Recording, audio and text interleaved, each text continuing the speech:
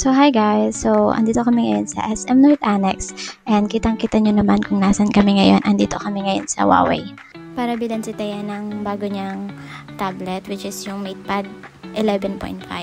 So kami na nandito and yan, pinaakyat nga muna kami sa may Electro Worlds since dito naman magbabayad.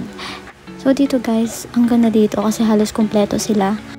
So dito, nag-ikot-ikot lang din kami ng mga kapatid ko para tignan kung ano pa yung ibang gadgets na available dito sa kanila.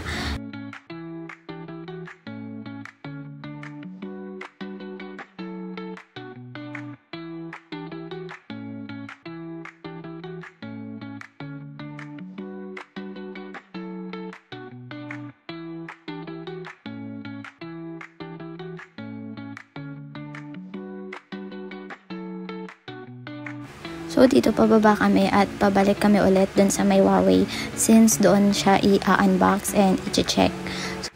So itong tablet na to, meron na siyang kasamang pencil, tapos yung keyboard and also the mouse.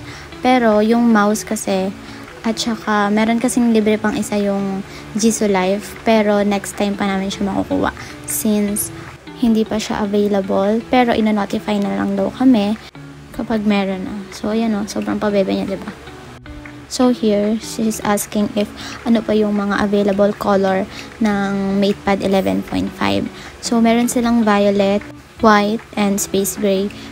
So, dito, ina-explain lang din sa kanya yung mga kailangan niyang gawin and yung pag-open ng account niya, pag-set up, ganyan. So, this is perfect for her school life. Why? Because pwede siyang mag-notes gamit ang stylus, mag-highlight sa PDF at gumawa ng diagrams, ganyan. And also, long battery life, hindi niya na kailangan mag-charge palagi, ganyan. Kasi papakita rin naman dito na mabilis siyang mag-charge. At ayun nga, magaang siya, slim, and madaling dalhin sa school or library. And perfect to kasi minsan hinihiram niya yung laptop ng kapatid ko para dalhin sa school. And alam naman natin na ang hirap din magdala minsan ng laptop kasi 'di ba malaki siya. Sa amin lang kasing magkakapatid, siya lang ang walang laptop. So ayan na lang yung binili sa kanya. Since parang laptop na rin naman to dahil may keyboard na, ganyan, and may mouse. Pero yun nga, ang maganda rin dito, yung pen niya, ayan, kusa na siyang mag-charge kapag nilagay mo dyan.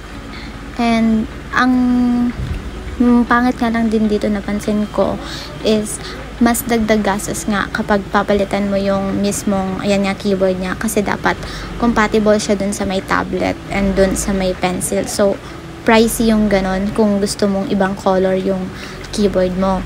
So syempre hindi naman perfect yung keyboard at stylus, minsan hiwalay ang bili kaya may dagdag na gastos at depende sa kailangan niyang apps, kailangan lang siguraduhin na compatible lahat. Pero overall, sulit na sulit naman to.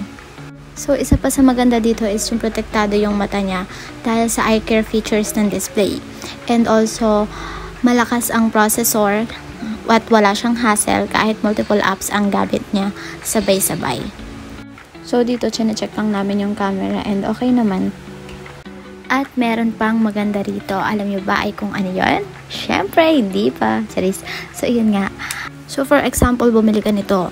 At katagalan, ayaw mo na, gusto mo mag-upgrade, ganyan. As long as walang sira yung screen mo, pwede kang makapag-trade sa kanila. Pero of course, may additional payment naman siguro yun. So, yeah. So, I think it's going to make her school life a lot easier. So, if you're thinking of gifting something like this, or iisip ka na kung gusto mo bang mag-upgrade or bumili ng panibagong gadget mo for your school, hopefully this helps you decide.